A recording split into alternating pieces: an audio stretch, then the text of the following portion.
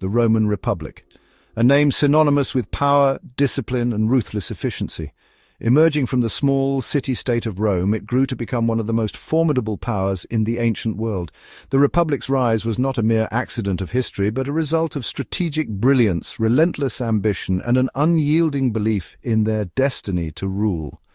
By the 1st century BC, Rome's influence had spread across much of the known world. This expansion was not just a series of conquests, but a systematic integration of diverse cultures and peoples into the Roman way of life. The Republic's territories stretched from the Iberian Peninsula in the west to the Hellenistic kingdoms in the east, encompassing a vast array of landscapes and societies. From the sun-drenched shores of North Africa to the rugged mountains of Hispania, Roman legions marched, conquering and subjugating in the name of the Republic. These legions were the backbone of Rome's military might, their discipline and training unmatched by any other force of the time. They were not just soldiers, but symbols of Roman authority and order. This period of relentless expansion was driven by a potent cocktail of ambition, greed, and a belief in their own cultural superiority. Roman leaders and generals were motivated by the promise of wealth, glory, and the eternal fame that came with expanding the Republic's borders. The spoils of war, including precious metals, slaves, and exotic goods, flowed into Rome, enriching its citizens and funding further conquests. The Roman military machine, honed through years of constant warfare, was a force to be reckoned with. Their training was rigorous, their equipment state-of-the-art, and their tactics innovative. Roman soldiers were trained to fight in various terrains and conditions, making them adaptable and resilient. This adaptability was crucial in their campaigns across diverse regions. Their legions, composed of highly disciplined and well-equipped soldiers, were masters of siege warfare and open combat. They could lay siege to fortified cities, build extensive siege works, and breach the strongest of defenses. In open combat, their formations and strategies were designed to outmaneuver and overwhelm their enemies, ensuring victory on the battlefield. Roman generals, often veterans of countless campaigns, were renowned for their tactical brilliance and ruthlessness. These leaders were not just military commanders, but also skilled politicians and statesmen. They understood the importance of propaganda and used their victories to bolster their political careers and influence within the Republic. They were aided by a sophisticated system of logistics and infrastructure, allowing them to project their power across vast distances. The construction of roads, bridges, and fortifications enabled the rapid movement of troops and supplies, ensuring that Roman legions could sustain prolonged campaigns far from home. This infrastructure was a testament to Roman engineering prowess and strategic foresight. However, on the fringes of this burgeoning empire lay a land shrouded in mystery and rumor, Britannia. This island, with its misty landscapes and fierce warrior tribes, represented both a challenge and an opportunity for Rome. The tales of its riches and the bravery of its people intrigued and enticed Roman leaders.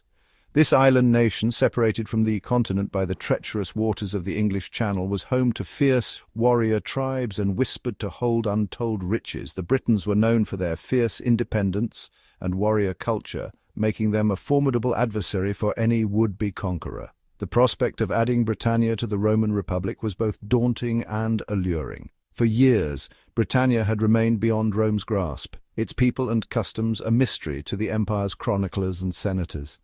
The island's isolation and the fierce resistance of its inhabitants had kept it free from Roman control. Yet the allure of its potential wealth and strategic importance continued to captivate the minds of Rome's leaders. It was against this backdrop of Roman expansionism and British mystery that Gaius Julius Caesar, one of Rome's most ambitious and skilled generals, turned his gaze north. Caesar, known for his daring and strategic acumen, saw Britannia as the next great prize in his quest for glory. His decision to invade was not just a military maneuver, but a calculated political move to solidify his power and legacy. His decision to invade Britannia would mark a turning point in the history of both Rome and the British Isles, forever altering the destiny of two very different cultures. The invasion would lead to a series of events that would shape the future of the island and its people, leaving an indelible mark on the history of the Western world. Caesar's interest in Britannia didn't simply emerge from a vacuum. It was a calculated move, born out of a complex web of political, military, and personal ambitions.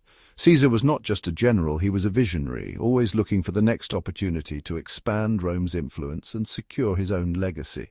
It was intricately linked with his ongoing campaigns in Gaul, a region roughly corresponding to modern-day France. The Gallic Wars were not just a series of battles. They were a proving ground for Caesar's military genius and a stage for his political aspirations. The Gallic Wars, as they are known, were a brutal and bloody affair, pitting the disciplined legions of Rome against a mosaic of independent Gallic tribes. These tribes, each with their own leaders and agendas, were formidable opponents, but they lacked the unity that characterized the Roman legions. These Gallic tribes, while fierce warriors, were often divided amongst themselves, a weakness Caesar was quick to exploit. He used their internal conflicts to his advantage, turning tribe against tribe and ensuring that they could not unite against him. He employed a combination of military might, cunning diplomacy, and ruthless pragmatism to divide and conquer his opponents. His strategies were not just about winning battles, they were about breaking the spirit of his enemies and ensuring that Rome's dominance was unchallenged. Yet even as Caesar's legions pushed deeper into Gaul, he became increasingly aware of the close ties that bound the Gauls to their neighbours across the sea, the Britons. These connections were not just cultural or familial, they were strategic alliances that could threaten his plans. Intelligence reports filtered back to Caesar's headquarters, speaking of British warriors crossing the Channel to aid their Gallic kin. These reports were not just rumours, they were detailed accounts of the movements and tactics of these British fighters. These warriors, it was said, were fearsome fighters, skilled in the use of chariots and guerrilla tactics. Their knowledge of the terrain and their unconventional methods of warfare made them a formidable force, one that could not be underestimated. Their presence in Gaul posed a direct threat to Caesar's plans for conquest, and he recognized the need to address this British involvement decisively. He knew that to secure Gaul he would have to neutralize the British threat, either through diplomacy or force. Moreover, Caesar was a shrewd political operator. He understood that his actions in Gaul and Britannia were not just military campaigns, they were political maneuvers that would shape his career and his legacy. He understood the importance of maintaining an image of strength and invincibility back in Rome. Every victory, every conquest was a message to his rivals and supporters alike that Caesar was a leader to be reckoned with. A successful invasion of Britannia, a land shrouded in mystery and whispered to be inhabited by savage barbarians, would undoubtedly bolster his reputation and enhance his standing amongst the Roman elite. It was not just about the land or the people, it was about the glory and the legacy that such a conquest would bring. While the support of the Britons for their Gallic brethren was a significant factor in Caesar's decision to invade Britannia, it was not the sole motivation. The political landscape of Rome was fraught with tension, and Caesar needed a bold move to secure his position. The Senate was watching his every step, and his rivals were eager to see him fail. An invasion of Britannia, a land shrouded in mystery and legend, would not only distract his enemies but also captivate the Roman populace. Caesar, like many Romans of his era, was driven by a potent cocktail of ambition, curiosity, and a thirst for glory. His ambitions were not just personal, but also deeply intertwined with the fate of Rome itself. He envisioned a Rome that was not just a city, but an empire that spanned the known world. Firstly, Caesar was a man of insatiable ambition. His rise to power had been meteoric, but he was not content to rest on his laurels. He sought new challenges, new territories to conquer, and new ways to demonstrate his prowess as a leader. His ambition was a driving force that pushed him to take risks that others might shy away from. He craved power, prestige, and above all to leave an indelible mark on the world. The triumphs he had already achieved were not enough. He wanted to be remembered as one of the greatest figures in history. The conquest of Britannia would be a testament to his enduring legacy. The conquest of Gaul was a significant achievement, but the subjugation of Britannia, a land as yet untouched by Roman might, would be a feat to eclipse even that. Britannia was seen as the edge of the known world, a place of wild and untamed beauty, inhabited by fierce warriors who had never bowed to an invader. It would cement his legacy as one of Rome's greatest generals and propel him further up the ladder of Roman politics. The Senate, the people, and even his rivals would have to acknowledge his unparalleled achievements. His name would be etched in the annals of history, not just as a conqueror, but as a visionary leader. Secondly, Caesar was a man of considerable intellect and curiosity. He was not just a warrior, but also a scholar, a man who sought to understand the world around him. His campaigns were as much about exploration and discovery as they were about conquest. He had a thirst for knowledge and a keen interest in the wider world. The cultures, languages, and customs of the lands he conquered fascinated him. He saw himself as a bridge between Rome and the rest of the world, bringing back not just riches but also wisdom and understanding. Britannia, with its mysterious inhabitants, unique customs, and rumoured riches, represented an irresistible enigma. The tales of its druids, its warriors, and its strange rituals intrigued him. He wanted to see these things for himself, to unravel the mysteries of this distant land. An invasion would offer him an opportunity to explore this unknown land, to study its people, and to bring back knowledge and treasures that would further enhance his reputation. The artifacts and stories he could bring back would enrich Roman culture and provide new insights into the world beyond Rome's borders. Finally, Caesar was a man of action, a military leader who thrived on the challenges of warfare and the pursuit of glory.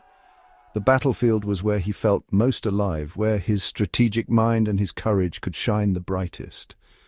The prospect of leading his legions against the fierce warriors of Britannia, of testing their mettle against an unknown enemy in a foreign land, must have been alluring. The thrill of the unknown, the challenge of a new and formidable foe, was something he could not resist. For Caesar, the invasion was not just a strategic necessity, but a personal challenge, a chance to prove his own courage and the might of Roman arms once more. It was a test of his leadership, his strategy, and his ability to inspire his men to achieve the impossible.